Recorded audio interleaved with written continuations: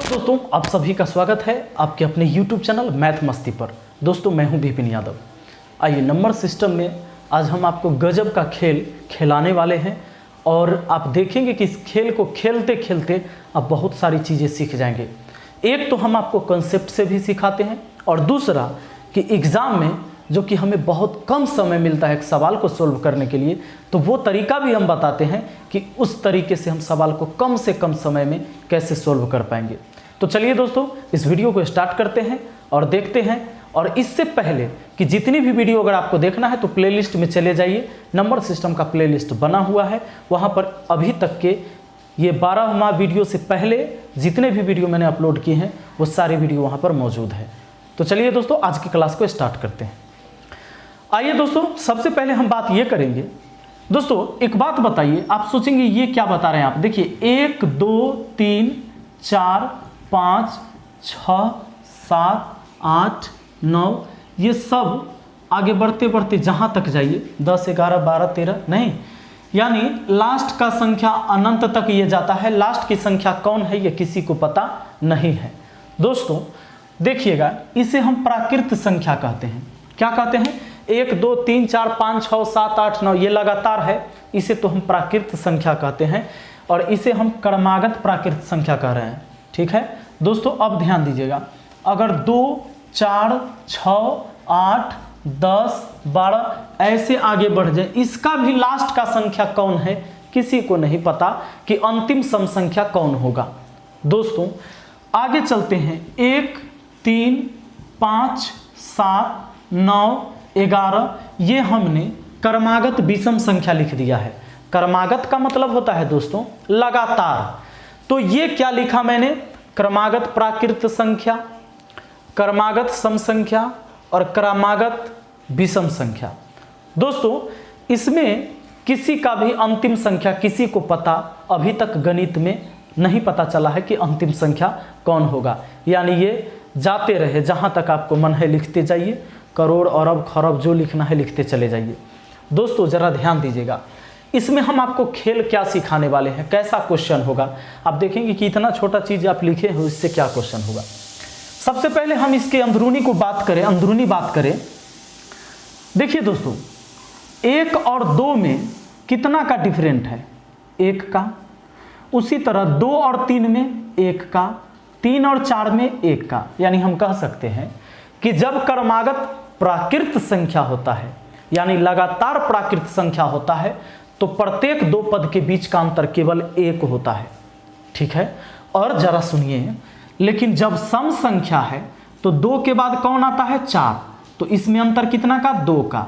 4 6 में 2 का, 6 8 में 2 का, आगे भी ऐसे ही। यानी हम कह सकते हैं कि जब क्रमागत सम संख्या होगा तो उसके प्रत्येक 2 पद में अंतर 2 का होगा। इतना तक तो ठीक है, लेकिन जब संख्या मानने वाली बात होती है तो विषम संख्या में लोग गड़बड़ा जाते हैं। दोस्तों 1 के बाद 3 और 3 के बाद 5, जरा देखिए 1 और 3 में डिफरेंट कितना का है? 2 का। 3 5 में कितना का? 2 का। 5 7 में कितना का? 2 का। यानी हम कह सकते हैं कि सम संख्या हो या विषम संख्या हो, अगर वो क्रमागत है तो प्रत्येक 2 पद के बीच का अंतर समान होगा। अब आपके दिमाग में आ रहा है क्रमागत न रहेगा तब? हाँ, क्रमागत न रहेगा तो कितनों के अंतर हो सकता है, इसकी कोई गारंटी है? हम कहें 1 और 5 में कितना का अंतर बताइए, ये दोनों विषम संख्या ही है तो 1 5 में अंतर 4 का हो गया। हम लिख लेते कि 5 और 17 बताइए, तब 5 17 में 12 का अंतर हो जाता। अलग अलग होगा, जरूरी नहीं कि आप संख्या क्या ले रहे हो। तो जब क्रमागत होती है तो क्या होता है? क्रमागत प्राकृत संख्या में 1 1 का अंतर, क्रमागत सम संख्या में 2 2 का अंतर, क्रमागत विषम संख्या में भी 2 2 का अंतर होता है।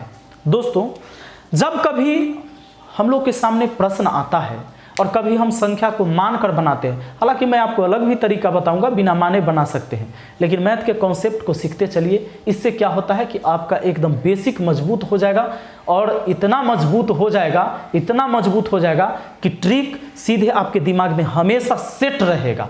दोस्तों जरा ध्यान दीजिए, अगर कभी चर्चा करता है कि 3 क्रमिक विषम संख्या का योग इतना है, चाहे 3 क्रमिक प्राकृत संख्या का योग इतना है या 5 क्रमिक प्राकृत संख्या का योग इतना है, तो उस स्थिति में हम क्या करते हैं, अगर क्रमिक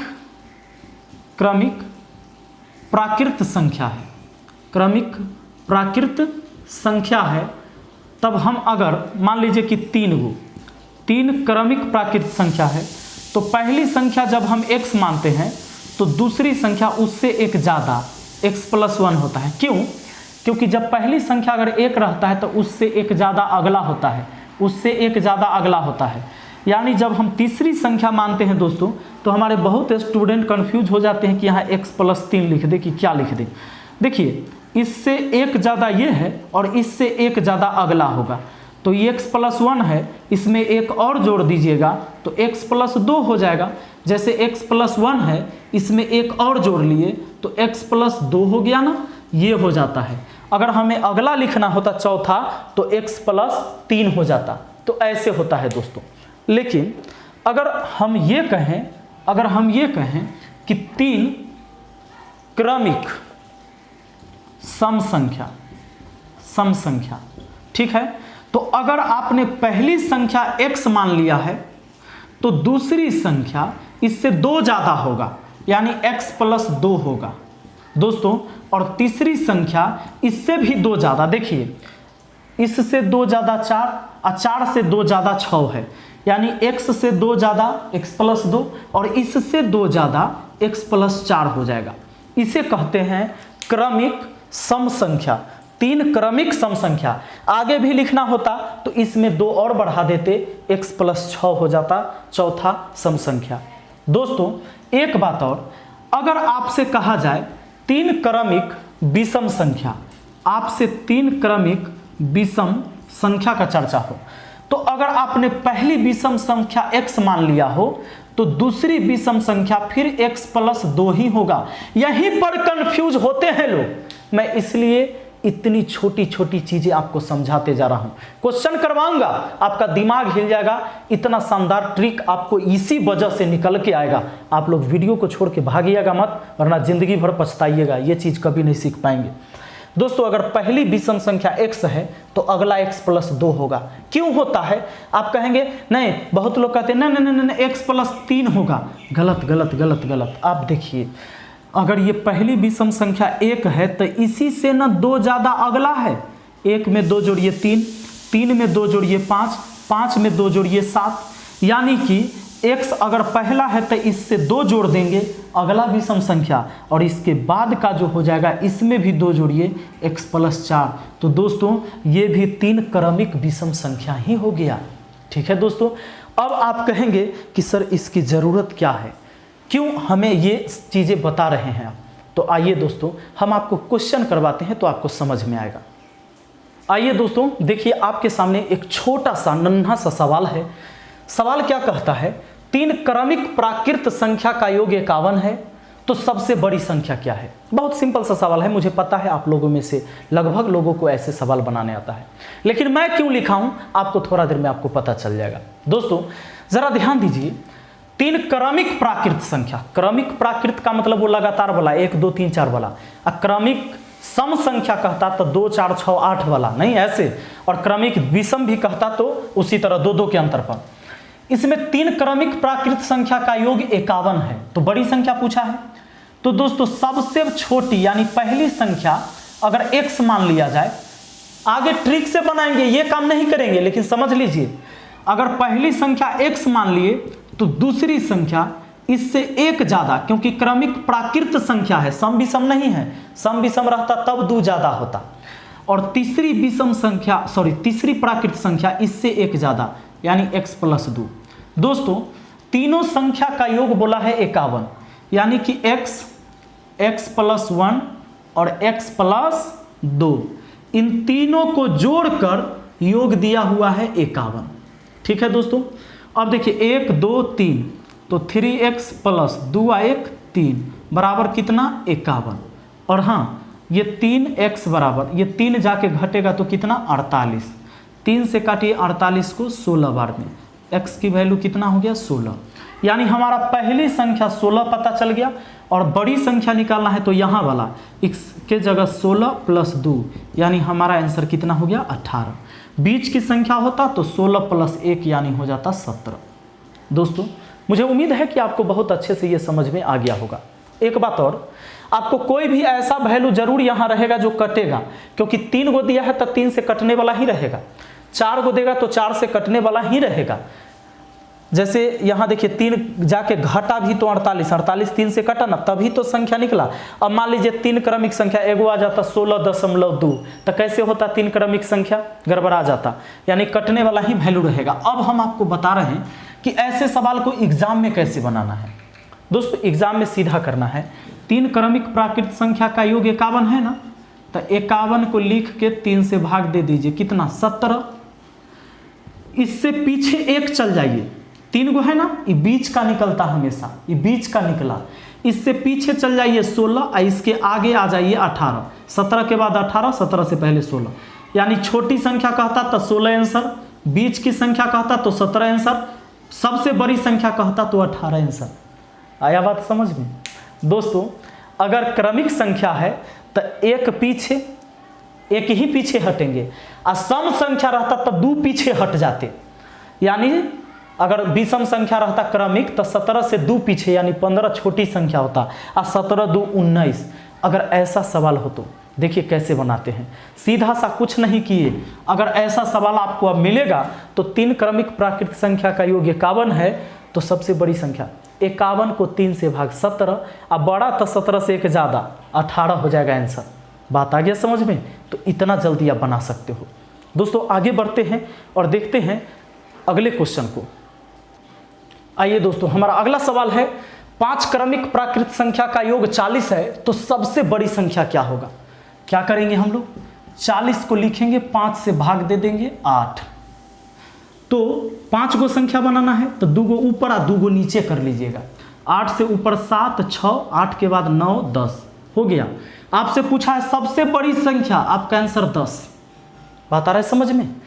दोस्तों देखिए सबको जोड़ के देख लीजिए आप, 10 और 9 19, 19 और 8, 19 8 हो जाता है 27, 27 और 7 34, 34 और 6 40 हो गया ना, पांचों संख्या का योग 40। अब दोस्तों एक बात और आपको समझना है कि यहाँ जो है अगर ये सम संख्या में रहता तो गड़बड़ा जाता। हाँ, जैसे 4 गो रहता तब थोड़ा सा क्या हो जाता है, ये लेंदी प्रोसेस हो जाता है, मुश्किल हो जाता है इसको सोचना। लेकिन यहाँ 5 गो संख्या का दे, 3 गो का, 7 गो का, 9 गो का, 11 गो का, तब क्या होता है कि बीच की संख्या 1 निकल जाता है और उससे ऊपर और उससे नीचे जाना बहुत ही इजी हो जाता है। चलिए अगला क्वेश्चन देखते हैं। आइए दोस्तों, अगला सवाल आपके सामने है, 7 क्रमिक प्राकृत संख्या का योग 105 है, तो सबसे बड़ी संख्या या सबसे छोटी संख्या भी पूछा जा सकता है। 7 गो हो, 5 गो हो, 3 गो हो, 9 गो हो, एकदम आसान बनाना। क्या करना है, 105, और कटने वाला ही वैल्यू होगा, तभी तो पूर्णांक में वो संख्या निकल के आएगा। 105 में 7 से भाग दे दीजिएगा तो 15 सत्ते 105। आपको तो निकालना है दोस्तों 7 गो संख्या, 7 गो में एगो 15 निकल गया, 6 गो और, तो 3 गो नीचे 3 गो ऊपर लिख लीजिए, 3 गो ऊपर, यानी 14 13 12, 12 13 14 15 हो गया। 15 के बाद 16 17 18 हो गया 6 गो संख्या, 1 2 3 4 5 6 7। अक्रमिक प्राकृत है इसलिए लगातार लेके गए। आपका आंसर तैयार है। सबसे बड़ी संख्या 18 और सबसे छोटी संख्या कहता तो कितना, सबसे छोटी संख्या हो जाता 12। आगे बढ़ते हैं। चलिए दोस्तों, हमारे सामने है 2 क्रमागत प्राकृत संख्या का योग 103 है, तो छोटी संख्या क्या? एक बात, 2 क्रमागत प्राकृत संख्या होगा तो उसका योग हमेशा विषम संख्या ही होगा। कैसे? देखिए, 1 के बाद क्या होता है, 2 3 4 5 6 7, यानी आगे भी जा सकते हैं। कोई भी 2 गो को जोड़ के देखिए लगातार, क्रमागत प्राकृत का मतलब लगातार, इसको जोड़ेंगे तो 3, 2 3 को जोड़ेंगे तो 5, या 3 4 को जोड़िए तो 7, विषम संख्या आ रहा है, 4 5 को जोड़िए तो 9, या 5 6 को जोड़िए तो 11, उसी तरह आगे भी जोड़िएगा, 7 8 को 15, यानी विषम संख्या आएगा। इसलिए मैंने यहाँ योग क्या दिया है, विषम संख्या दिया है दोस्तों। अब आपको इसमें छोटी संख्या, तो 2 गो है ना, 103 में 2 से भाग दे दीजिए और निकालिए कि कितना आता है। तो 2 5 10, 2 5 10 कट गया, और 3 में यानी 51.5 आ जाएगा। नहीं, अब देखिए, तो ये तो क्रमागत प्राकृत संख्या नहीं ना है, 1 2 3 4 5, यानी पूर्णांक में ये नहीं है, दशमलव में चला गया। इससे पहले 51 रहा होगा और इसके बाद 52 होगा। इस 51 से पहले पूर्णांक में 51 रहा होगा और 51 के बाद 52 होगा। यही दो संख्या हो गया दोस्तों। आपसे पूछा है छोटी संख्या तो कह दो 51 आंसर, बड़ी संख्या तो 52 आंसर। चलिए आगे बढ़ते हैं। आइए दोस्तों, अगला सवाल हम लोग के सामने, 3 क्रमागत सम संख्या का योग 72 है तो छोटी संख्या क्या होगा। दोस्तों हम आपको ये बता रहे हैं कि 3 गो पूछे, 5 गो पूछे, 7 गो पूछे, 9 गो पूछे, इसको बनाने के लिए ये ट्रिक बहुत आसान ये लागू होता है। लेकिन 4 गो 6 गो यानी जोड़ा में पूछेगा तो x मान के कर लेंगे। देखिए अगर इसे हम x मान के करें तो पहली संख्या x, दूसरी संख्या चूंकि 3 क्रमागत सम संख्या है तो 2 ज़्यादा होगा सम संख्या है तो, और अगला जो हो जाएगा लास्ट वाला सम संख्या इससे 2 ज़्यादा x + 4। सबको जोड़ेंगे, x को जोड़ेंगे, x + 2 को जोड़ेंगे और फिर जोड़ लेंगे हम x + 4 को, और तीनों संख्या का योग दिया हुआ है ये आपका 72। अब बताइए x वाला एक साथ जोड़ेंगे तो 1 2 3 गो x है, 4 और 2 6 बराबर कितना 72। तो 3x बराबर कितना, इधर जाके घट जाएगा तो कितना हो जाएगा 66। अब 3 से इसको काटेंगे तो ये कट जाएगा, 3 दूना 6, 3 दूना 6, x की वैल्यू कितना आ गया 22। तो सबसे छोटी संख्या आपको 22 निकल के आ गया। सबसे छोटी संख्या कितना 22, और सबसे बड़ी कहता तो 22 + 4 कितना हो जाता 26 हो जाता, और बीच की संख्या कितना हो जाता 22 + 2 24 हो जाता। दोस्तों ये तो रहा हमारा प्रोसेस ऐसे सवाल को बनाने के लिए। अब हम आपको बता रहे हैं कि अगर इसी का हम लोग ट्रिक यूज करें तो कैसे बनाएंगे। दोस्तों कुछ नहीं, 3 क्रमागत सम संख्या का योग 72 दिया है, 72 को लिखिए 3 से भाग दीजिए, कितना हो गया 24। 3 से भाग दे दिए तो कितना हो गया 24 हो गया। अब आपको क्या करना है, तीसरा ये बीच का हमेशा निकलता है, ये कहाँ का निकलता है बीच का। 3 गो 5 गो 7 गो रहेगा तब ना कोई एक बीच में रहेगा, और 4 संख्या में बीच किसको कहिएगा, बीच में 2 गो आ जाएगा। बात है समझ में। तो चलिए इसको देखते हैं 24। तो 24 को अगर 3 से भाग दे देते हैं, हाँ सॉरी 72 को 3 से भाग दे दिए तो 24 आ गया। इससे 2 पीछे जाएंगे, क्यों, क्योंकि सम संख्या 2 पीछे या 2 आगे बढ़ेगा। तो एक पीछे ले लेंगे एक आगे ले लेंगे। 24 में से 2 घटा दीजिए 22, और 24 में 2 जोड़ दीजिए 26। आपका तीनों संख्या निकल के आ गया 22 24 26। ठीक है दोस्तों, तो चलिए आगे बढ़ते हैं और देखते हैं अगले क्वेश्चन को। आइए दोस्तों अगला सवाल है, 5 क्रमागत सम संख्या का योग 150 है तो छोटी संख्या क्या होगा। एक बात कि 5 क्रमागत सम संख्या का योग तो 150, ये हमेशा विषम नहीं रहेगा, ये सम रहेगा। क्यों, क्योंकि देखिए अगर 2 4 6 8 10 5 को जोड़ के देखिए, इस सब सम संख्या को जोड़िएगा तो समय संख्या आएगा। कहीं से 5 गो सम संख्या जोड़ के देख लीजिए, सम संख्या ही आना है। तो 5 क्रमागत सम संख्या का योग कितना है 150 है। आपको क्या करना है, 150 में 5 से भाग देना है, 5 × 15 30 हो गया। 5 गो में एगो पता है तो 2 संख्या ऊपर 2 संख्या नीचे। 30 के पीछे सम संख्या 28 और इसके पीछे 26। 30 के बाद 32, 32 के बाद होता है 34। इन सब को जोड़ेंगे तो हमारा 150 हो जाएगा। देखिए 8 6 14 14 और 2 16 4 20, लास्ट में 0 आ रहा है ना। चलिए हासिल 2 2 2 4 3 7 3 10 3 13 और 2 15, 150 हो गया सब जोड़ के, बिल्कुल हो गया। हमसे पूछा जा रहा है सबसे छोटी संख्या, आप कहेंगे 6 आंसर। ठीक है दोस्तों, तो चलिए आगे बढ़ते हैं। देखिए इस सवाल को आप देखते ही बना देंगे। 3 लगातार विषम संख्या का योग 75 है तो बड़ी संख्या। विषम संख्या में 2 2 का डिफरेंट रहता है ना, तो पहले तो 75 में 3 से भाग दे देंगे 25, अब बड़ी संख्या तो उससे 2 ज़्यादा, आपका आंसर 27 हो गया। और छोटी संख्या तब 25 से 2 कम 23 आंसर हो गया। दोस्तों चलिए देखिए 75 को 3 से भाग दिए तो कितना आया 25। इससे 2 पीछे चले जाइए 23 छोटी, और इससे 2 आगे आ जाइए 25 2 27, बड़ी संख्या हो गया। ठीक है, चलिए आगे देखते हैं। आइए दोस्तों सवाल है कि 2 क्रमागत प्राकृत संख्या का अंतर 37 है तो छोटी संख्या क्या होगी। दोस्तों डायरेक्ट क्रमागत प्राकृत संख्या है तो क्रमागत प्राकृत संख्या में अंतर कितना होता है, 1 1 का होता है ना। लगातार संख्या होगा तो आपको क्या करना है, जो अंतर दिया है उसमें एक घटाना है और दो गो संख्या है, 2 से भाग लगाना है। ये आपका छोटी संख्या निकल गया, छोटी संख्या निकल गया। 37 में से 1 गया, 36 को 2 से भाग दिए 18। और अगर बड़ी संख्या निकालना होता, बड़ी संख्या तो आप समझ गए होंगे, केवल 37 में 1 जोड़ के 2 से भाग, 37 में 1 जोड़े 38 को 2 से भाग 19। ये दोनों संख्या में देख लीजिए, ये दोनों संख्या का दो क्रमागत प्राकृत संख्या के अंतर कितना है, 37 है। आइए दोस्तों, बहुत ही शानदार जानदार सवाल आपके सामने है। कहता है दो क्रमागत प्राकृत संख्या के वर्गों का अंतर 37 है तो बड़ी संख्या क्या होगी। ध्यान दीजिएगा, ऐसी स्थिति में अगर क्रमागत प्राकृत संख्या है तो पहली संख्या x माने तो दूसरी संख्या यानी इससे बड़ी x+1 हो जाएगा ना। अभी तो मैं आपको ये प्रोसेस बता रहा हूँ, फिर मैं आपको ट्रिक बताऊंगा, आप घबराइएगा मत। दो प्राकृत संख्याओं के वर्गों का अंतर, अच्छा पहली x माने है प्राकृत संख्या, अगला x+1।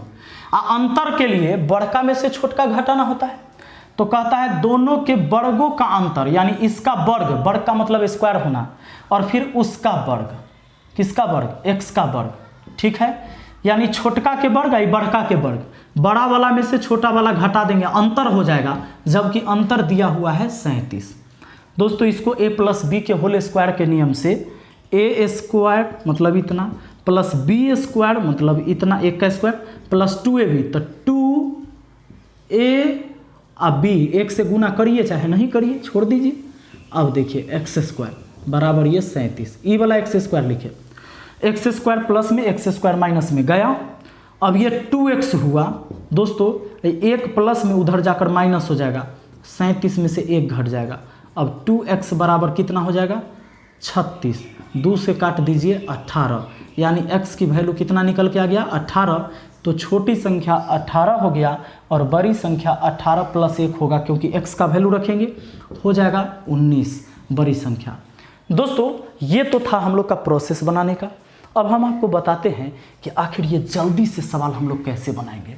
सुनिएगा, जब दो प्राकृत संख्या के वर्गों का अंतर दे दे, ठीक है, और बड़ी संख्या या छोटी संख्या पूछे, तो बड़ी संख्या निकालने के लिए आपको डिफरेंट जितना दिया है उसमें 1 जोड़कर 2 से भाग, और छोटी संख्या तो छोटी ही होता है, छोटी संख्या के लिए डिफरेंट में से 1 घटा के 2 से भाग। दोस्तों यहाँ 37 में 1 जोड़ते 38, 38 को 2 से भाग तो हमारा कितना हो जाता, 19 हो जाता बड़ी संख्या, और छोटी संख्या 37 रखते, 37 में से 1 जाता 36 को 2 से भाग 18 हो जाता। दोस्तों जरा देखिए, चेक कर लेते हैं सही है कि नहीं। अभी तो आप चेक करवे किए थे, प्रोसेस से बताए थे। अब दूसरा बात, इसके वर्गों का अंतर 37 है, यानी इसके और इसके वर्गों का अंतर 37 होना चाहिए। तो 19 का वर्ग और 18 का वर्ग, देखिए हम चेक करके बता रहे हैं। 19 का स्क्वायर 381, 18 का 324, घटा दीजिए, आ जाएगा 37 का अंतर। बिल्कुल, 11 में से 4 गया 7, 7 तो दिख ही रहा है आपका, बच गया ये आपका 37, 37 में से, हाँ 37 में से ये 18 के स्क्वायर कितना, 324। दोस्तों यहाँ 19 का स्क्वायर 361 और 18 के स्क्वायर 324, घटा दीजिए, 37 का अंतर आ जाएगा। तो चलिए बढ़ते हैं आगे, देखते हैं अगले सवाल को। दोस्तों एक बात, दो क्रमागत प्राकृत संख्या के वर्गों का अंतर 75 है तो बड़ी संख्या निकालना है, ठीक है। तो एक बात यहां पर समझिएगा कि ये 75 ही क्यों दिया जा रहा है। आप कहेंगे कि सर 74 रहता तब कैसे होता। सुनिएगा, नहीं रहेगा, क्योंकि दो क्रमागत प्राकृत संख्या का हमेशा अंतर जो होगा एक विषम संख्या होगा। देखिए जैसे 3 और 5 क्रमागत है ना, तब 5 के स्क्वायर लिखिए 25 और 3 का स्क्वायर 9, और घटाइए, 25 में से 9 गया कितना, 16, एक सम संख्या। आइए दोस्तों, तो अब जरा ध्यान दीजिएगा, अगला सवाल, दो क्रमागत प्राकृत संख्या के वर्गों का अंतर 75 है तो बड़ी संख्या क्या होगा। कुछ नहीं, क्रमागत प्राकृत संख्या का अंतर 75 दिया है, बड़ी संख्या पूछा है। अच्छा, इसमें 3 क्रमागत प्राकृत संख्या का अंतर नहीं हो सकता, वैसे सवाल कैसे बनेगा। 3 गो में अंतर, कभी भी अंतर कोई 2 चीज में होता है दोस्तों। तो यहाँ 2 संख्या ही रहेगा। इसमें बड़ी संख्या अगर निकालनी है तो आपको पता हो गया है आंसर, 75 में 1 जोड़कर 2 से भाग, ये 76 को 2 से भाग 38 आंसर हो जाएगा। और अगर छोटी संख्या हमें निकालनी है तो आपको पता है ना, 75 में से क्या करोगे आप, 1 घटाओगे 2 से भाग, यानी 74 में 2 से भाग 37 हो जाएगा। ये दोनों लगातार संख्या है। अब इसके वर्ग में से घटाओगे, इसके वर्ग में से इसका वर्ग, तो आ जाएगा आपको 75। अब दोस्तों आपके दिमाग में एक बात और आ रहा होगा कि अगर ये 74 रहता तो 74 में 1 जोड़ते तब 75 कैसे कटता, नहीं रहता। कभी भी 2 लगातार प्राकृत संख्या के वर्गों का अंतर नहीं हो सकता है सम संख्या जो 75 रहेगा। कैसे, देखिए 3 और 5 को ही लेके चेक करके देख लीजिए, सॉरी क्रमागत लेना है ना, तो 3 और 4 ले लीजिए, तो 4 का स्क्वायर 16 और 3 का स्क्वायर 9, 16 में से 9 गया 7, विषम संख्या आया ना। अच्छा 4 के बाद 5 होता है, तो 4 और 5 लेके देख लीजिए, लगातार संख्या लेना है ना, लगातार प्राकृत, तो 5 का स्क्वायर 25 और 4 के स्क्वायर 16, बड़का में से छोटका घटाएंगे तब ना अंतर निकलेगा। 25 में से 16 गया 9, फिर विषम आया ना, इसीलिए हम वहाँ पर विषम ही दे रहे हैं। ठीक है दोस्तों, तो सवाल कुछ भी लिख देने से थोड़े होता है, कुछ भी लिख देने से नहीं होता है। अब चलिए, अगर यही सवाल आपको सम और विषम पर रहेगा तब कैसे होगा उसको देख लेते हैं। आइए दोस्तों, 2 क्रमागत विषम संख्या के वर्गों का अंतर 40 है तो बड़ी संख्या क्या होगा। इस बार क्या करना है, अगर सम संख्या या विषम संख्या रहे, सम वाला रहे या विषम वाला रहे, तो एक ही रूल लगेगा, आपको d में से 4 घटाना है, लेकिन हाँ बड़ी संख्या निकालना है तो d में 4 जोड़ना है और 4 से ही भाग देना है। आपको कितना है, 40 + 4/4, यानी 44 में 4 से भाग दे दीजिए, 11 आपका बड़ी संख्या निकल के आ गया। और छोटी संख्या निकालना हो, छोटी संख्या, तो d में से 4 घटा के 4 से भाग। यह फार्मूला सम वाला पर भी चलेगा और विषम वाला पर भी चलेगा।